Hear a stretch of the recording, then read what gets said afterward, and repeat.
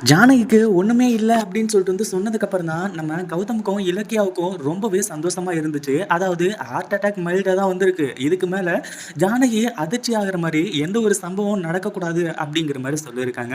இந்த ஒரு விஷயத்த வீட்லயும் சொல்லக்கூடாது அப்படின்னு சொல்லிட்டு கௌதமும், இலக்கியாவும் முடிவு பண்ணி ஜானகிய போய் பார்த்து, "நல்லா இருக்கியாப்பா?" அப்படின்ற மாரி கேட்டு கடைசியில பார்த்தீங்கன்னா வீட்டுக்கும் கூட்டிட்டு வந்துடுறாங்க.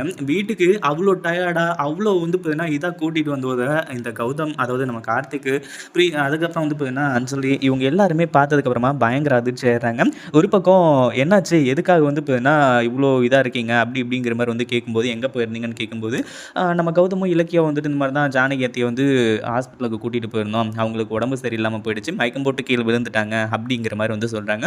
உடனே அஞ்சலி பார்த்தீங்கன்னா, பாயிண்ட்ட புடிக்கிறா. நீங்க 2 பேரும் அதாவது ஜானகி அத்தைய என்ன பண்ணீங்க? நீங்க தான் ஏதோ பண்ணியிருக்கீங்க. அப்படிங்கிற மாரி சொல்லி, அதே மாதிரி அவங்களுக்கு என்ன பிரச்சனைன்னு சொல்லிட்டு ஒழுங்கு மரியாதையா உண்மைய சொல்லுங்க அப்படிங்கிற மாரியும் கேட்டுட்டு இருக்காங்க. நம்ம கார்த்திக் பார்த்தீங்கன்னா, இப்போ எல்லாத்தையுமே சொல்லி புரிய வச்சிருந்தா, அங்கேயே பார்த்தீங்கன்னா பிரச்சனை முடிஞ்சு போயிருக்கும். ஆனா இப்போதைக்கு எந்த ஒரு பிரச்சனையும் இல்ல.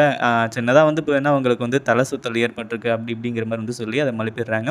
இந்த வீடியோ பிடிச்சிருந்தா லைக் பண்ணுங்க, ஷேர் பண்ணுங்க. இப்பதான் நம்ம சேனலுக்கு